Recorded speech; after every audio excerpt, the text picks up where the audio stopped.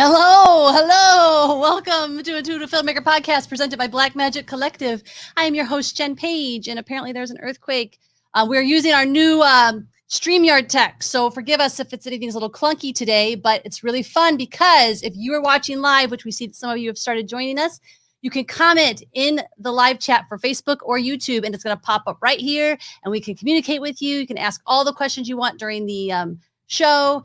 And let's have some fun. So for those of you who are new to Blackmagic Collective, it is a filmmaker group created for and by filmmakers with a focus on education, inspiration, and networking at all levels of the industry. Our current webinars not only work to achieve these goals, but also promote inclusion throughout the filmmaking process. Thank you to our sponsors, Blackmagic Design and Sigma, for always supporting us independent filmmakers. And today is day 4 of our 5-part film team talk series. And today we have the team from the film Last Call. The Last Call follows a suicidal alcoholic on the anniversary of his son's death. When he attempts to call a crisis hotline, a misdial connects him with a single mother working at as a night janitor at a local community college. The split-screen feature showcases both characters in real time as they navigate a life-changing conversation. I have to tell you guys, this film is insane. It was shot with 2 cameras in different parts of the city at the same time. The actors were working over the phone with one another in order to create the film in a true single take. The film score was recorded live in a single take to preserve the vision of the authenticness of that single take by their insane composer who's also with us. And this is it's basically all a lesson in like insane and genius filmmaking. And it stars an actress who leaves nothing on the floor. Let's take a look at the trailer.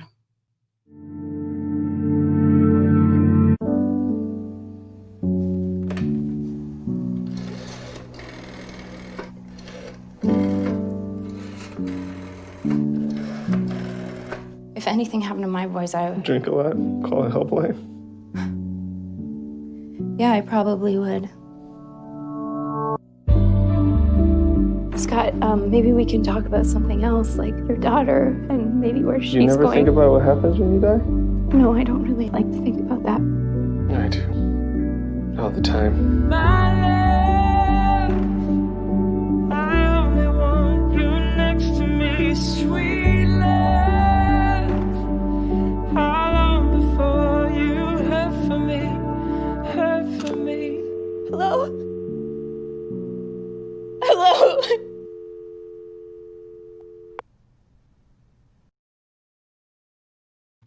I have so many questions. Let's bring you the team. We have Gavin Michael Booth, the writer-director, David Wilkins, the writer and lead of the movie, Adrian Ellis, the composer, and Seth Wessel Estes, cinematographer, all here with us today. Hello, team. Can you guys all, for some reason, I'm not sure if you're muted. Oh, wait, there you are. Hi. Hello. Hello. This film ripped my heart out. So I watch a lot of indie films, of course, because I have friends. I want to buy their movie or whatever. And I'm just, I'm kind of watching it. Wow, this is great. Wow, this is interesting. And then by the end, my heart was just like ripped out of my chest. I couldn't breathe. What great work you did. Smart script from the beginning. You made us make sense. You made me believe all this was happening and could happen.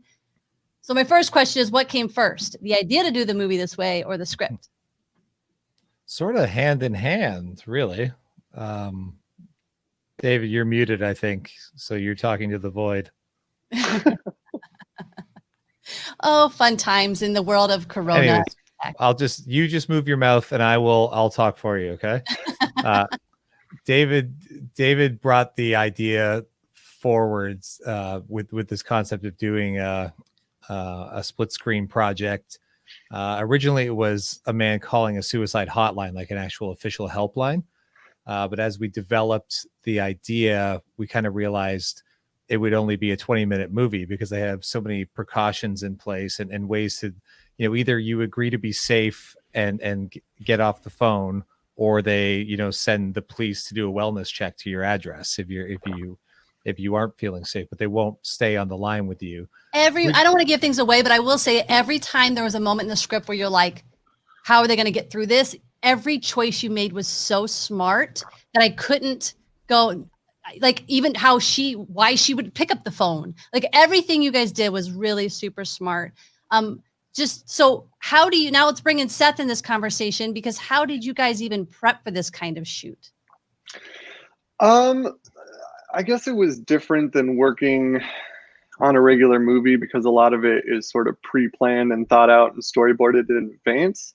This was sort of a more organic process. So a lot of it was done as a rehearsal process, and it actually felt a lot more like making a play than making a movie, even because we were sort of in rehearsing for a week, and I was taking stills and compositing stills together from each side of the movie, and then we were like doing rehearsal takes, and I was just walking around live with the camera. We'd go home, we'd slap those two together and see sort of like what works, what doesn't. And so it was just this like, try it, readjust, take notes, do it again, readjust. And so it became this very organic process of just doing it until we kind of hit all the right beats. David, we have your audio yet? He might have to do his whole I don't computer. know. Oh, hi, Yeah. there you You're are. there. Hi. What was it Hi. like for rehearsals for you? I mean, when you're acting in something like this, were you guys doing it like theater where you just rehearse whole run-throughs? Yeah, well, we had the advantage leading up to, I was in Los Angeles. Gavin was in Windsor doing some prep, and Sarah was in, I think, Montreal. She was filming something. And so the weeks leading up to when we were going to be in the space and actually rehearsing, as we're, fine tuning the script and everything, was all done over the phone because we were in different cities. And so from that sort of like started the process of it feeling very natural when we did get in the space. And we never acted opposite each other in person at any point, even in the rehearsal process. So when we were in the apartment, we would spend half the day in the apartment, which we had, morning, noon, and night. And then when the school that we were shooting in would close, we would move over there. And so in the apartment, Sarah would be, in the bedroom or around a corner on a cell phone. And when we were in the school, I would be on a cell phone in one of the classrooms that you don't see. And so we had the advantage of never knowing any different as far as the preparation went. And also the advantage of being able to see it, because we would film our rehearsals, which was a brilliant idea that Gavin and Seth had, to be able to make sure that we don't see 1,000 reflections, that things line up properly, and but it also gave us a chance to review performances and pacing, and it led to some pretty drastic changes in the script a couple days before we started actually shooting the movie, after we'd been rehearsing for a couple weeks. I think that's one thing that people don't probably get is they think, oh, you shoot it in one take, so you don't have to worry about all those shoot days. But you guys probably had more rehearsal days than you would have had shoot days had you done this traditionally. It was we had 10 days of rehearsal and 4 days to film it, and that was it. That's all we could afford. Like super micro budget movie. So it just all technical, all performance rehearsal, everything had to be solved in that 14 days. Okay, so now you're on set. It's time to call action. Where are you? Where's Gavin? Where's Seth? Who's operating cameras? Like, how is this working? I operated the camera on David's side of the story. So I started in the bar. Seth started in the school. He was following Sarah's performance, the Beth character. I actually started on the street by myself. That's right. Because the very beginning of the movie, the camera, we wanted to do this thing with the camera on a car rig. So she's driving and then she pulls up and the camera actually comes off and starts following her. That would be kind of a cool way to start out, do like a little character introduction. But that was literally me standing in downtown Windsor, 2 or 3 in the morning, silent. The car goes off. They call action, and my heart is just beating out of my chest, and I'm doing like breath work to try to sort of calm myself down, waiting for that car to come over that, like come around that corner. And that was, I think, the longest. With the camera still attached to the side. Yeah, with the camera still attached, fingers crossed. But that was like the longest 4 minutes of my life. I can imagine for this, Seth, that it's actually probably scarier for the DP than the actors, because you're like, they're giving all this performance. If I mess up at any point, we're starting over. Well, that would have been Did on that me. Seth's a much Yeah. better camera. Seth's a much better camera operator than I am. I wasn't originally supposed to do the camera, so that was on me. I don't want to be the director who's thrown into camera who ends up like wrecking. And I did wreck a few takes, but luckily they were 5 or 6 minutes in and not 85 minutes into the film. Yeah. Yeah, we restarted actually very, very little, a lot less than I expected we would.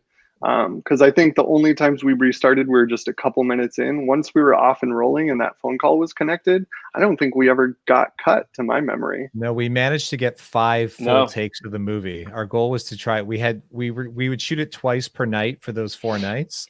So we had eight attempts. We managed to get 5 complete takes, and then we had to choose the one to live as the movie.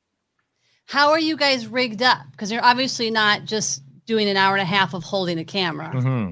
So I can talk through that. So we had, I sort of had to invent something from scratch a little bit. Some of it was because of our budget. Some of it was some sponsorships that we were actually able to get. So we had an easy rig vest, which is sort of a big vest with an arm that goes over the top and has a line that drops down.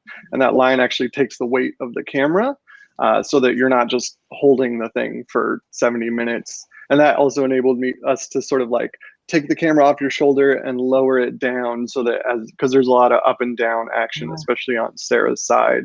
And then we had a little shoulder rig plate, had an eyepiece. We had some great stuff that Zacuto provided us with their little, I can't remember the name of the Gratical eye. The Gratical eye. Yeah, that's the one. And then we used the nucleus. We were pulling our own focus. So Gavin and I had a little trigger grip that was attached to a follow focus on the lens.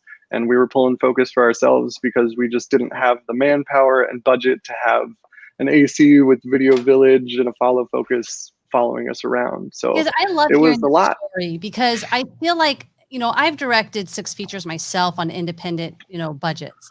And a lot of times you get a DP who, or you've interviewed DPs who are like, I can't do that if I don't have a follow focus. I can't do it if I don't have another person. And I'm like, yeah, you actually can. Of course, we all want full crews and full support and a 100-person team, but you guys just proved that you can do, I'm going to say the impossible with a tiny crew. How did you deal with sound? There's a sound scared person the on crap each- out of them. Yeah. I actually had a lot of sound people turn down the job, partly financially because we're low budget, and partly just scaring them off.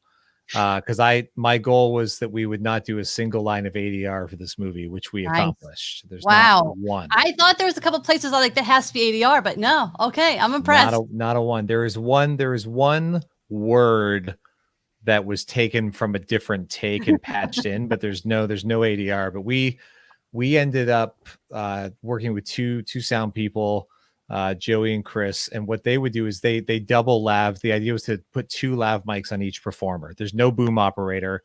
There's no way to hide a boom and all the boom shadows and getting in and out of cars and elevators.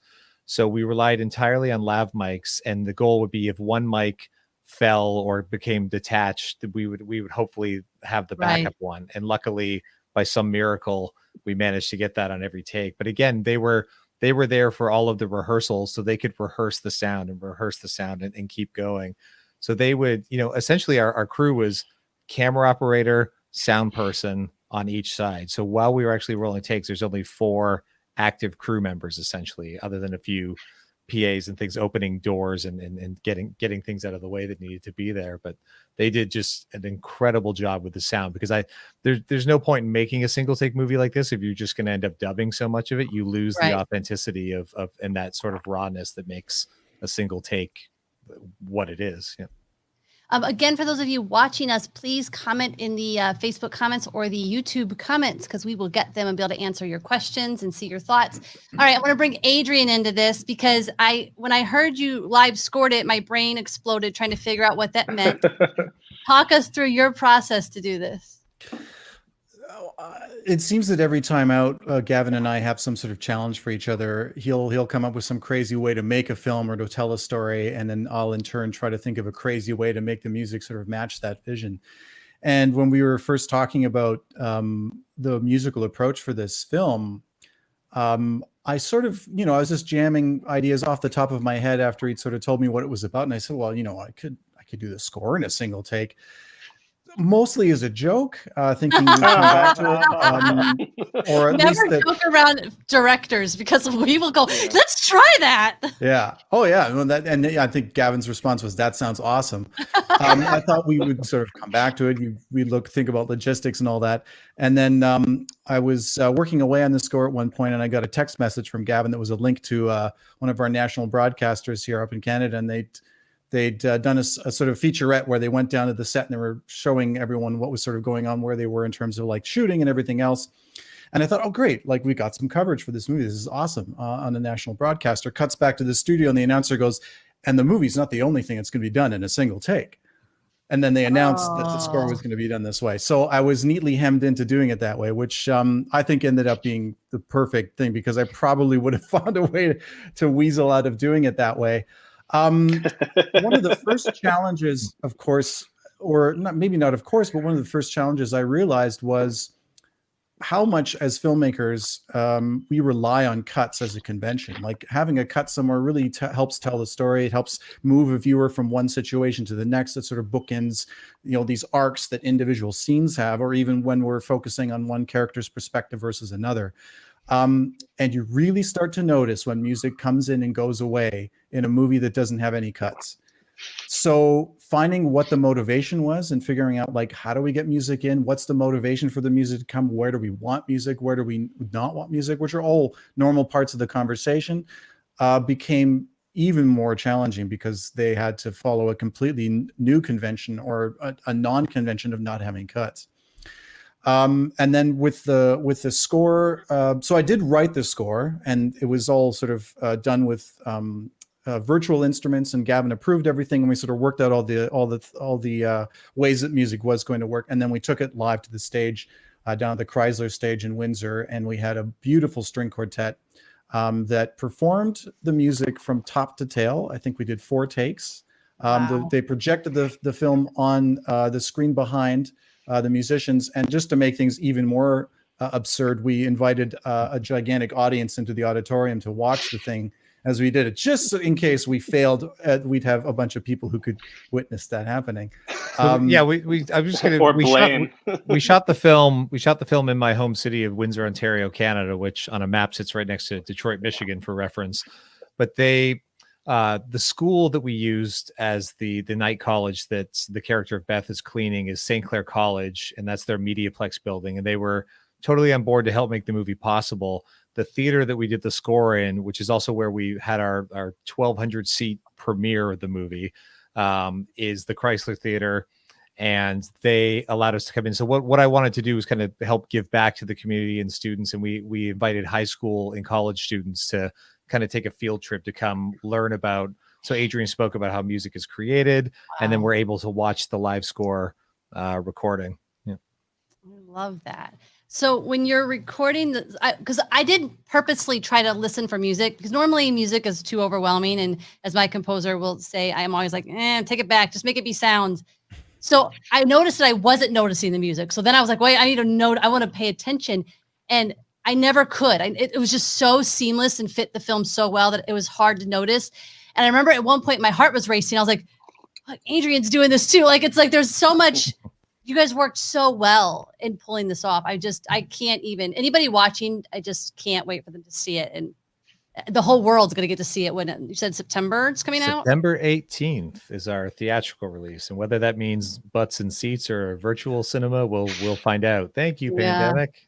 Yeah, I know. Well, you guys are lucky. You're welcome.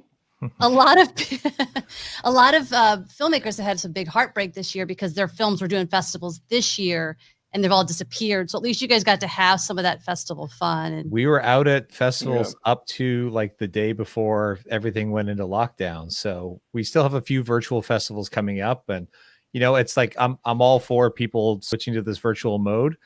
I honestly can't say how it changes. You don't get to meet other filmmakers. You don't get to travel to the festival. I don't even know what the audience sizes will be like, because it's such a shift so soon. Virtual festivals seem like, yes, as time goes on, are going to become more and more popular. but I was happy that we're at the end of our festival run. So we're happy to support these festivals and take part of the great experiment of virtual festivals. But if that was our premiere, I'd be a little more heartbroken. Yeah, that which ours Playing with Beethoven it's like your movie where it's meant to be seen in that screen, in that environment with that sound. Like Playing with Beethoven is the feature that's going to be at Dances with Films this year. We finally have our feature for Dances with Films, and it's online, and you just can't have a music movie. I'm at Dances with Films again this year too, and it's just like missing out. I mean, that's one of my favorite festivals on the planet. I know, and to have a feature there is awesome. And we all felt we made a good movie with Last Call, but really, like, Dances with Films was the first large audience to see it, and we had a sold out crowd and a massive standing ovation, and we just didn't they give you an extra they screen did the extra screening as well. And it was, to think about filmmakers not getting that opportunity to have that kind of feedback for their film. I'm very sorry that you have to premiere virtually, but at the same time, independent film is all about adapting to whatever's happening. And, the industry and the model changes every 2 to 3 years. So just, put another feather in the cap of being able to adapt and move on, So let's talk about your post-production. A lot of people always ask, what do you edit on? What do you color in? And this is a one-take movie. You had to color. There's no cuts. I don't even know how you got a colorist to agree to do that. We didn't. We did. Yeah. we did talk to a couple post houses that found the concept, and then they were like, we don't even know how to do this. I'm like, oh, again, just like, yes, you do know how. You just have to think outside the box. But Seth took the challenge on himself and did it. What was that like, better than they would have. coloring that? So what I ended up doing was breaking the film into sections, kind of based on location or space. So each time, David, when he's in one area of the house, or Sarah, when she's in one area or one position. So I basically went through and then made cuts along the timeline for each of those positions. And then I was able to color that segment as a sort of self-contained piece, and then use transitions to sort of blend between the cuts. And that made it a lot more manageable. So I wasn't working with like 100 adjustment layers and keyframes going all over the place. I was working in like little sections one at a time. And then it's just a matter of blending between the two. So you're essentially crossfading from one to the other. Yeah, right? It's exactly. Because technically every time like the camera moves over here or enters another room, it's a different color. It's like, it's like a new sometimes it just slightly moves and you're in a different color. Right. Or they move and they're in a totally different light and have to make some new adjustments. So the questions we always get, guys, are what cameras did you use? Mm-hmm. What it was the which version of the red helium. Yeah. So we shot the movie in 8K because we got a sponsorship from Red, and I talked with them. I was trying to get the new Gemini for its low light capabilities because this whole movie's at night. And we're depending a lot upon practicals and natural light. But at that point, it wasn't available enough for us to get a couple models. But after talking to them, they were basically like, look, shoot on the helium, shoot it in 8K, shooting and then down resing is going to give you so much more information at the end of the day. Doing that subsampling is really going to give you a leg up. So we had like the 1 terabyte cards, and basically I dialed the compression so it filled up that card for a single take. So a single take of the movie was about 1 terabyte times 2 because of 2 cameras. So it was 2 terabytes for every take of that movie. And then your backup, so 4 terabytes of hard drive space on every take. And then the backup, And then we used the Canon CNE 24 millimeter lenses because they are 1.4 lenses, which we also really needed to lean on for the low light stuff. Can you talk about why for the audience? Sure. Why we use those lenses in particular, you mean? Yeah, because a lot of times people ask, they're like, I don't know. We could afford them. We could afford them.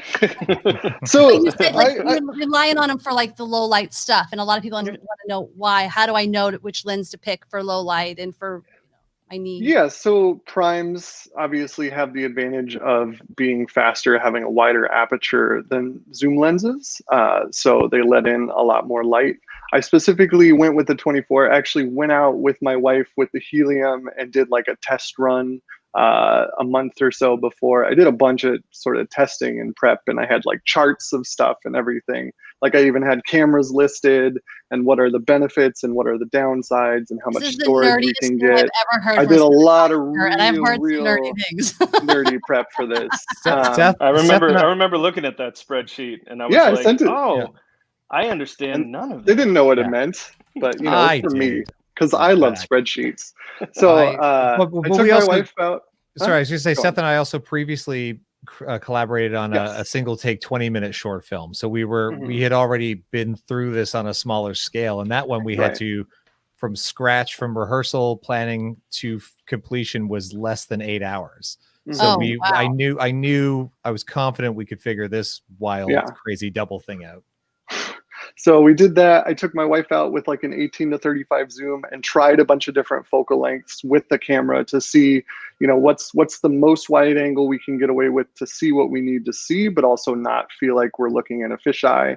And then Gavin, we actually did a music video to test out that combination for Blue, where we use that camera and lens. I missed the opening night of Dances with Films 2018 when I had a short there, because Seth and I were out shooting a music video in Simi Valley, a single take music video that we concocted just to test the arrangement, all the pieces that we wanted to use for this film, just to make sure that like pulling your own focus was going to work, that everything was going to work out the way we wanted it to. And so that test ended up like generating a pretty fun music video for an artist friend of mine that we just surprised with. I just sent him the video when it was done. I said, "Oh, by the way, got bored on the weekend, made you a music video." And then, but that was the perfect test, just to know exactly how this rig was going to look before we jumped in, you know, a few months later making the film. Yeah, And and the then you 24 was perfect. So it was like the right combination, and also, yeah, the right speed for low light that we could get with our budget, you know. And a lot of it is practicality with this kind of stuff. You know, it's like you have to give a lot, especially as a DP when you're doing a one take, just to make things work. And so it was sort of a process to figure out like where's the sweet spot in everything, you know.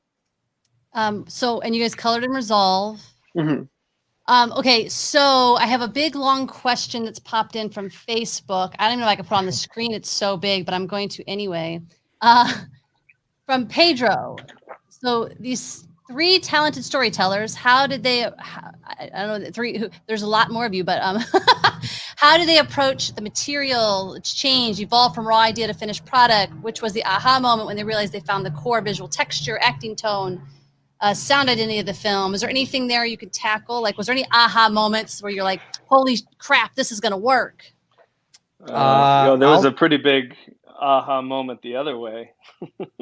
Oh, when it didn't work. Yeah, David, we were in rehearsal, and I just kept we would watch every rehearsal take, and I kept saying, and Sarah, the actress, kept saying, like, this, I don't believe this woman staying on the phone. I don't think it works. I don't think it works at all. We shouldn't, you know, in the story, it was driven in a different direction, where David's character of Scott was the one egging her on and trying to get her to stay on the phone. And she's like, I would just hang up and go back to cleaning. Yeah. It doesn't work. And eventually, like, but we're in the middle, you know, we're in the middle of making the movie, and we're like, well, we can't rewrite it. It's just, and you try to convince yourself like it's fine, but this film we can't fix in post. We can't change anything. We can't add edit before you shoot. So David and I, we had that the come to Jesus moment of like, this has to change. So we shut down rehearsal for one day. A lot of us were all living in under one roof. So Seth would, you know, walk into the kitchen. We were at a dining room table, just like often just staring at the walls, or David and I staring at each other, and people would kind of like pop their head in and be like, any progress? You're like, don't talk to us. But I think a bottle of whiskey in one night, we had that aha of like, these are the ways to change it without having to, I mean, we rewrote essentially 50 pages of the script. Wow. But I went on a rage walk that Yeah. morning when it was just like, this isn't going to work. I was like, I got lost in your friend's neighborhood in Tecumseh, I think. Yeah. Just walking around trying to figure stuff out. But I love that you guys listened, though, because I do think a lot of times guys write scripts with women leads, and we watch it as women and we're like, I don't buy it. And I think it shows that you listened to the woman's voice and tried to take that into account, because I did believe every moment, and I did believe that she got invested and that she would want to help him. And it just, even talking about it, my heart's like fluttering and I'm tearing up. It should be disclosed that Sarah Booth, the actress, is also my wife. So there's a double thing. If I don't listen to her, it will come back on me in other ways.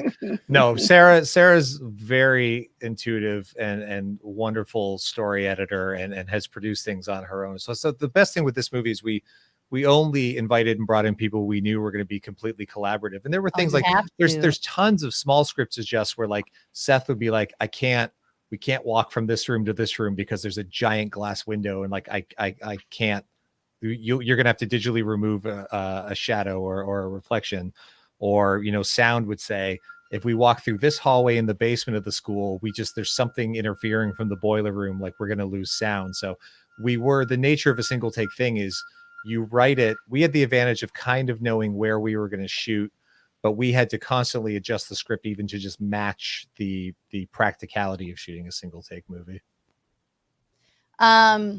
So Sarah, let's bring her up, even though she's not here, and it's unfortunate because I have so much praise for her. I want to Sarah, I hope her grandma, and her family's doing as well as they can be. But I mean, she made me cry. She made me hold my breath. Her performance was incredible, heart-wrenching. I feel like it's one of the most demanding roles I've seen in a movie in a while. But I'm curious for Sarah and David, would you guys do something like this again? Especially Sarah, do you know if she would ever do something like this again? She's her background's theater. I had seen her. Well, I produced it. We did a play in Toronto that is essentially a one act play. There's no scene breaks. There's no intermission. Called Blackbird. And if you're familiar with the play, it's really, really dark subject matter. It's a two-hander, not unlike Last Call. And I remember her just emotionally destroying audiences night after night during that movie. I knew that Sarah would be great in this film. So I think she would happily, she loves the challenge and would never turn it down. Love it. Yeah, I gotta say, being on her side, man, like she gave 100%. Even during the rehearsals, she was giving 110% every time. And I'm just standing there behind the camera. I'm like, oh my god! Like when we actually get rolling on this thing, like it's gonna. Well, that was my demand. I think both Sarah and David did not enjoy that. I'm like, you have to give 100% in the rehearsals. And the fear is not going to be able to bring 100% when we roll camera, but. If I can't see it 100% rehearsal, I don't know what the movie's going to look like because it's a single take. So everybody has to be operating at peak performance. It's almost like it'd be like having just finished Michael Jordan's The Last Dance, perhaps like an NBA championship where like you can't phone it in one game and then bring it on the next game where it matters. It's like everything's got to operate. So everybody left physically and emotionally exhausted because also just carrying those cameras is no fun. I remember booking Seth and I a massage in the middle of shooting. My friend Angela owns a massage clinic in Windsor. I was like, we have to, like, my back and my shoulders are murdered. Like we have to do this. Yeah. David, what is you want to talk about your experience as an actor? I mean, the role's pretty intimate, really. Like where I feel like Sarah's very outwardly emotional. Everything you did was really internal, and you had to draw us into you. Was this new for you? Is this something you? Yeah, I mean, I work predominantly in comedy, so this felt like a very hilarious. That's what we always hear about David's performance. Hilarious.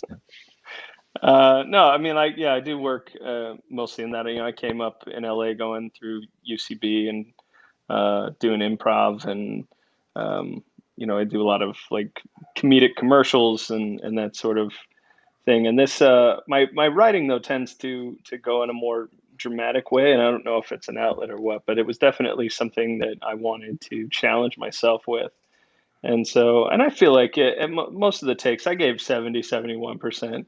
And that was, that's the internal. That's because I couldn't get out of my own way. Well, I was gonna say what's interesting is we would finish takes and we'd call cut. David and I would just collapse on the couch. David would be lying on the floor or sat somewhere, and it's just because everybody turns their cell phones off, so there's no interference with. So I'd just be waiting for Seth to call or Sarah to call from the other side, And there's just that, like, I know we nailed it. I just watched David nail this take. And it's just like, please, please, please. And I pick up the phone, and Seth's nature is always just very, very calm. And he's just, hey, how'd it go? He'd go, ah. And I'm like, oh no, wait, like, what does that mean? But we go and watch the take, and it'd be like, David's performance is stronger than Sarah on this take, or Sarah. So we can't use that one. Yeah, we can't. And it wasn't like we could pick and choose the sides and stitch them together. Everything had to. We essentially shot 2 single take movies every time, but everything had to work right. And then there was just the magic take that is the movie. If you're ever wondering that, if you're a perfectionist as a filmmaker, this is a great way to find out, because you have no option to create something that's perfect. There was a point at which, when we were recording the score, the audience was great. They were totally silent, but we had, like, they decided that at that point they were going to have some deliveries to the university. So there was a truck backing up, the beep, beep, beep. That's okay. That's okay. It's in tune. We can keep it. And then they started making the most unbelievable crashing noises and dumping stuff and, like, throwing it because they didn't know. And so I'm like, well, that's probably it for this take. And you just end up going, well, if it and there was certainly a lot of moves that I had to do that kind of are like what Seth was doing, where there was blending of EQing and making sure that, like, if there was a problem in it, I could fix it without actually having an actual cut in there. But yeah, it's interesting because from a perfectionist standpoint, you go, what works, what overall is the best thing, and where's the magic really at? We have a question from YouTube, Kaz. He wants to know more about changing split screen, portrait, and landscape, and what each different type brought to the film. One of my fears in making this was trying to think like the audience, and, like, I love this concept, but, like, are we going to bore people to death with just this split screen? Are people even going to be able to pay attention to 2 sides of a story, and how's this all going to work? And it just popped in my head one day. I said, we could rotate that bar, which we do. Sometimes you're watching, like, a horizontal split screen. Sometimes you're watching a vertical. And it was just kind of like, are there moments we could do it? And then, David had said, oh, it's actually kind of like a clock ticking as well, which is movies in real time. And we're rotating the screen almost like the arms of a clock. I'm like, okay, that works. And then just coming up with the, like, but you can't just do that for the sake of doing. I mean, you could, but then it's a gimmick, and even a one take movie is a gimmick, Right. Most of our reviews came for the gimmick, left brokenhearted, but that's, it's a tool. You have to still tell an amazing story. You can't just be the gimmick. So that idea was, eventually we settled on, well, it could be horizontal when they're not connected, when they're disconnected either by the phone or emotionally disconnected. And then as they gradually connect, we change the position of the screen. So so it gives your brain a bit of a reset watching the movies, the audience, because even though we're never changing camera angles, it was a way to just kind of, like, give a new fresh take throughout the movie. But that all had to be calculated in advance. Seth had set us up to have 2 reference marks on the camera so we could see 2 frames. So we knew when to shift the camera, to have them horizontal or vertical. And we did play around in one rehearsal where I said, let's swap it. Like, most people are used to split screen being, vertical left and right side of the screen. I said, what if we do the majority of it when they're connected horizontal? So we did experiment with everything that we could in order to see which way would be the best. Yeah. There's points where I'm listening to you guys, and I'm like, I want to try this. And then there's other points where I'm like, screw that, I'm never trying this. Don't do it. Yeah. It'll test your metal, that's for sure. It was a brain reset as an operator too, because you're 10 minutes into a take, and I think I had red lines going this way and blue lines going this way, so that I knew where to split. And it's like, okay, I know the beat's coming. Okay, now I'm looking at the blue lines. Okay, now I got it. But it ended up being a lot better compositionally side by side, because it was really challenging to get people looking at each other for screen direction, and also just to fill the frame properly in those strips of image. So it ended up being really effective when they're talking on the phone. Yeah, we talked about, Mhm. we would try to frame things so that David's looking right and Sarah's looking left. So they're even though they're not in the same space, they'd be looking at each other, Yeah. or we'd be on her back and his front. We did try to play with Yeah. making those two sides have Or a there bit are of a several dance all times the time. where stuff lines up in the frame too, where like I'm like, Gavin, at this point he goes around the corner, there's this wall. I Yeah. want you to perfectly frame that wall on the third, and I'll do it at the same time. So there's a wall that goes over the whole image. It's So actually trying I to love dividing the find you guys them. on that. That sort of like Yeah. in the beginning, you have to. It's harder to hook somebody in the beginning of an indie movie because we don't have name stars to be like, I want to see what Drew Barrymore is doing. Sure. Yeah. So I wanted to. What drew me in was like the fascination with, I'm watching this person walk here and this person walk here, and it somehow fit, and I felt like they were going to. It was just. It's so well done. And on that note, Anne from Facebook wanted to say, mad props to everyone involved in this film. As a police 911 dispatcher, the film hit very close to home. Wow. Oh, Cool. thank you. Thank you. Yeah. Adam, Thank you. you're gonna Thank you move- for your service too. That's not a right. not And an easy that's not job. an easy job. And I'm going to move us on to their intuitive discussion here. So basically, I have a deck of cards that has just words on it. There's one word on each card. All right. We're going to shuffle, and then Gavin, when you feel like telling me to stop, we're going to stop, and we're going to see where that word takes our discussion. Do we get to win prize money and fund our next indie film? Do you have like a buzzer or something I can hit? Just whatever you feel like it. Just like operating the camera. All right. How does it And okay, hold on. So I just tell you when to stop. Yep. And stop. Okay. Well, this is interesting, I think, for you guys. The word is companionship. What does that bring up for you when you hear that word? Like in terms of this movie, or just in terms It doesn't of matter. anything? There's no wrong answers. What's the first thing someone got? I mean, that's easy for me because I worked with my wife on this movie and on many projects. So like the fact that I have, her loving support and talent companionship in all of these projects, that's the first thing that pops up to me. How do you guys deal with disagreements? Like, have you ever had those fights where you're like, this is the fight that's going to end all fights? We're pretty good on set to not bring, I mean, we don't, even in our personal lives, we don't fight a whole bunch, but we're very good to like, we can fight creatively on set, but the minute we get in the car to drive home, it's like, that's set life. That doesn't matter. Like I'm never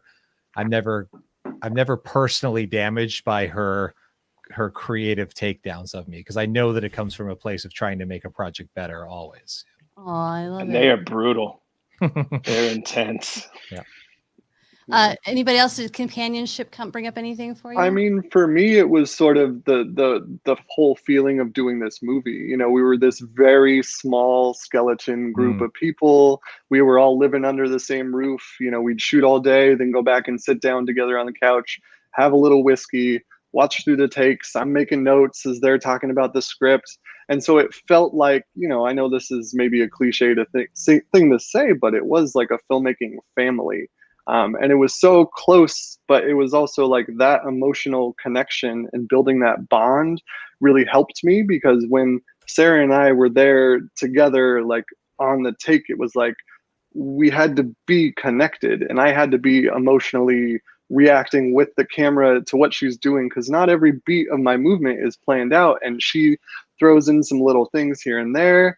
And so it's like I have to be reading her and watching her and listening to her and really responding in real time. And so it was like having that true connection, I feel like really added to the truth and the rawness of the movie at the end of the day. Yeah, I think companionship really, I mean, it speaks to one of the main themes of the film, and the importance of other people, and how those relationships can help us heal, or can send us down a spiral.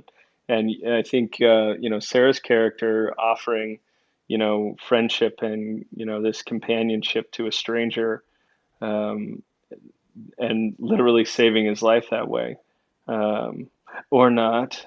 Are we giving? And you just tanked our opening weekend. Thanks, David. Yeah, it's okay. Trying, but I think it's live. It's like your film. There's no cutting. I can't edit it out. yeah.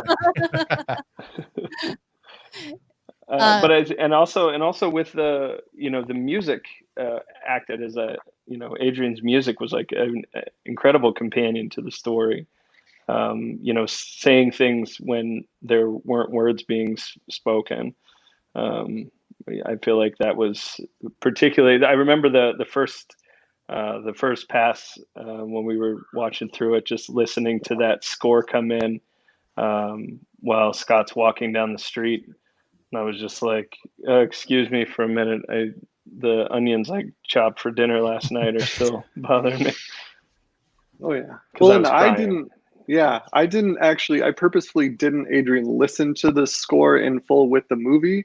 So I had gone through the whole process, gone through the color, and I told Gavin, like, I don't even want to see it with the score until I see it in the theater. So it was Dances Aw. with Films that I saw it for the first time with the music, and yeah, dude, I cried at my own movie.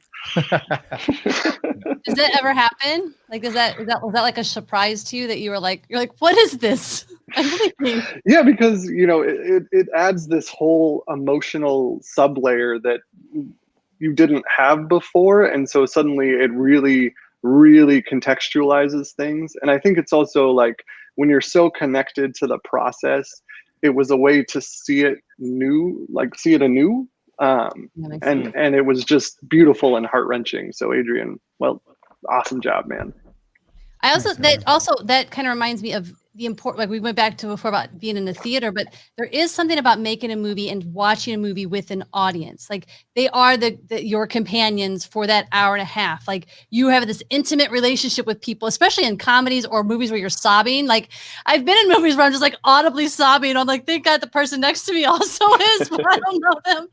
And I feel like your movie has that. Like, I bet there were moments where everybody was holding their breath, and there was not a, like, you couldn't have heard a pin drop. Like, you could have heard a pin drop in the theater. Like, it just, I'm sad I couldn't have made it to watch this live with you guys. I regret I've never watched my movies in the theater. I hate watching my movies once I'm done making them. I've seen it a whole bunch. You're right. And it's nerve-wracking to sit with an audience, especially at a premiere.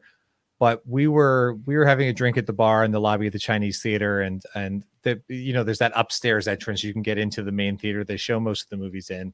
And I did go and like poke my head in at one point, and it was just pin drop silence, but I could hear sniffling and crying from people in the audience. And there were even some people sat on the stairs because there weren't enough seats. And I kind of did that. I went back to the bar with David. I said, okay.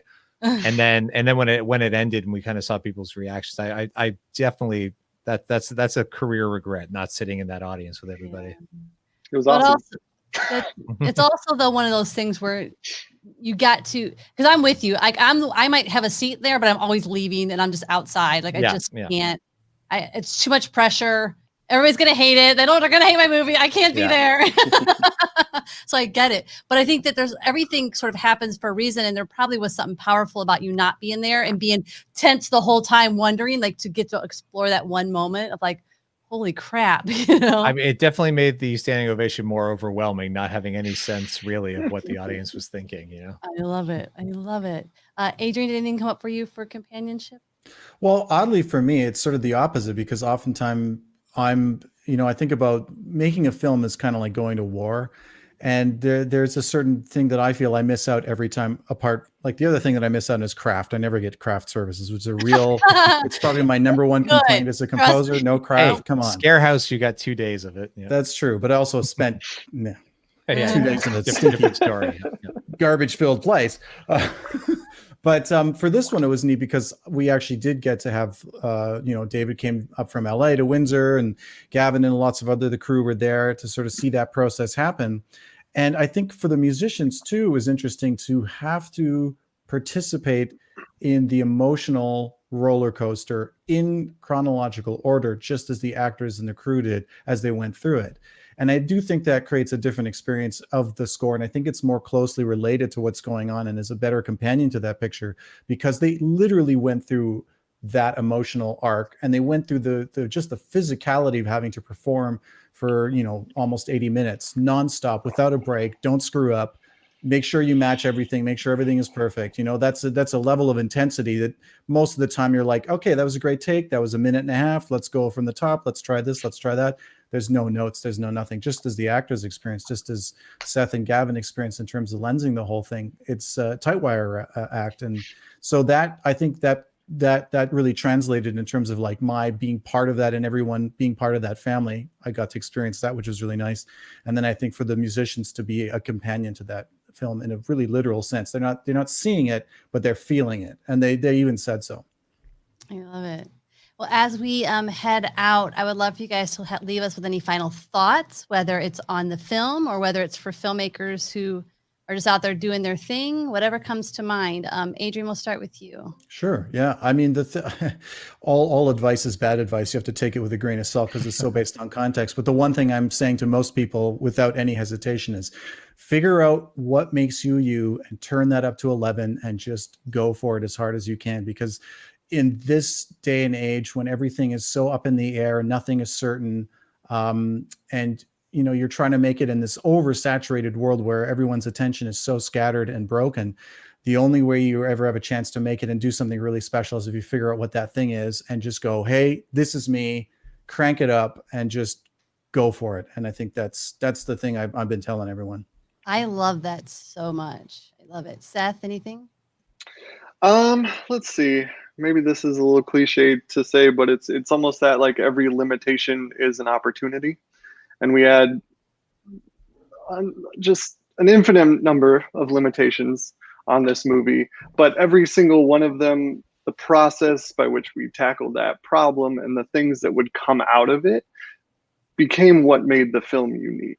And so that's why, like, it was Gavin giving us the challenge and pushing everybody, to record the movie live and do the score live that make it such an emotionally rich sort of experience for the viewer, because we all had to experience that. And we all, you're emotionally exhausted at the end of the movie. Well, we were all emotionally exhausted by the end of it, just making the thing. And I think that comes across. Like, I think there is something else, like this other layer of emotional context that comes out of the movie and affects people, because the acting is great, the acting is amazing, but people are just connecting to it in such a strong way. And it was just because we decided to sort of take a running leap at this thing and do everything we could, to find ways to make it better. And that's why it is what it is. Love it. David? I think one of the biggest takeaways that I've taken, we've been working on this now for 3.5 years, I think, from, the first time when I was like, hey, Gavin, you want to ruin your life for 4 years? And he was like, yeah, let's do it. Let's do that now. Just how I don't think that we would have survived it if it wasn't a story that we were excited about telling, or that we had a passion for telling. And I think that moving forward, like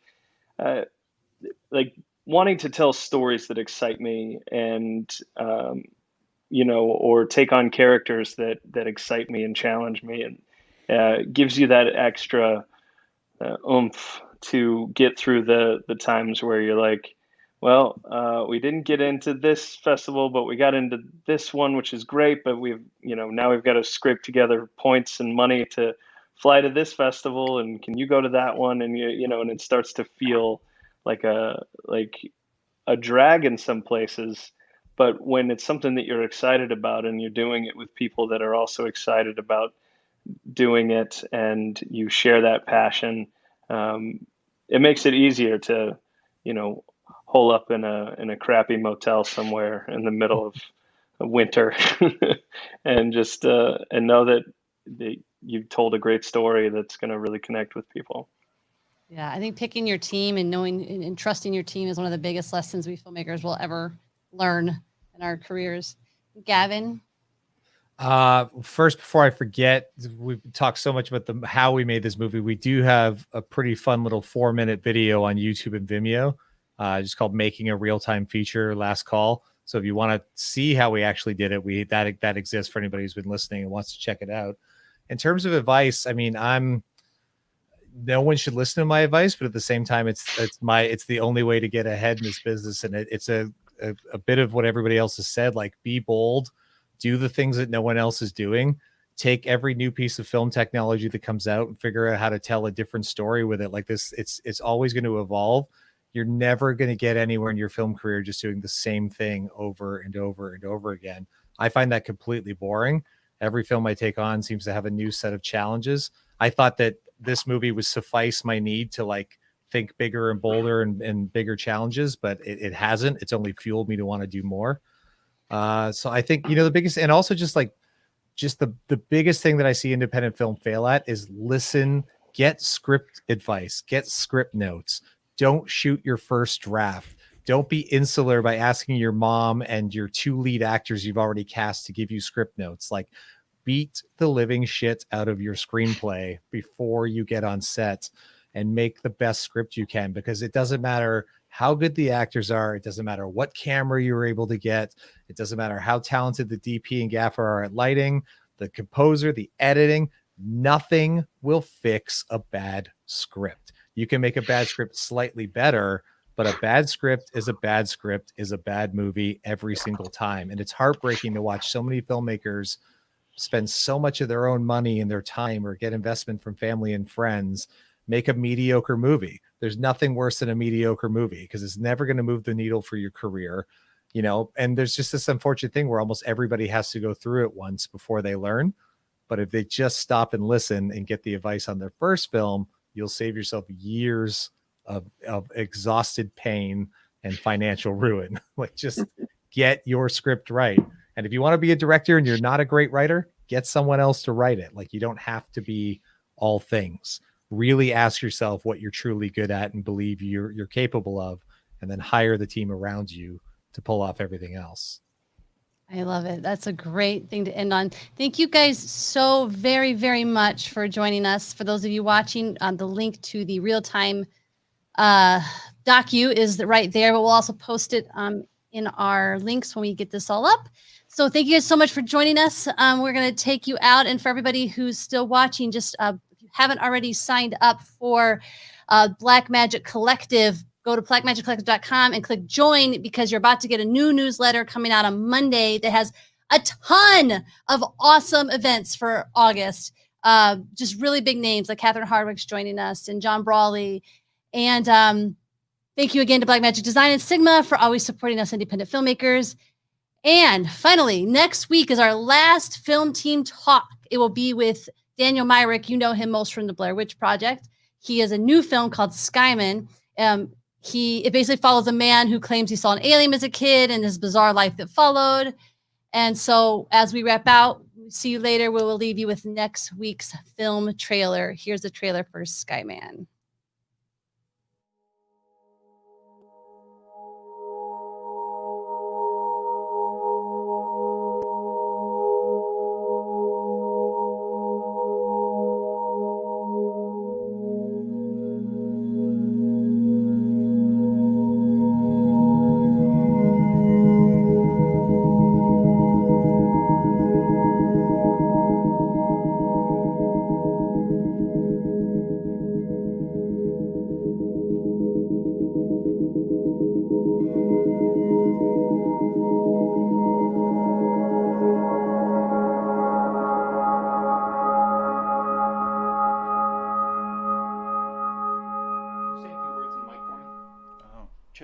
Check 1, 2, 3. State your name for camera, please. My name is Carl Merriweather, and this is my sister Gina Campbell. Her last name is Campbell because she was married, but then she got divorced. Okay. And her husband's name was Carl too. Carl, that's enough. That's too much information. Sorry. So, Carl, can you tell us how you became interested in UFOs? To state it as clearly as I can, I was visited by one when I was a kid. The skies above Apple Valley were filled with more than just clouds last night. News 6 lines were lighting up with reports of an alleged triangle-shaped UFO in the Some local residents claim to have seen an unidentified flying object just after sunset last evening, with one young man even claiming to have been visited by what he describes as a skyman.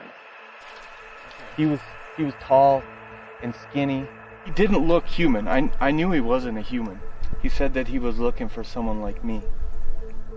He has been so razor sharp focused, more than I've ever seen him. I guess I just figured he was finally like ready to tell his story. Here's the HGH.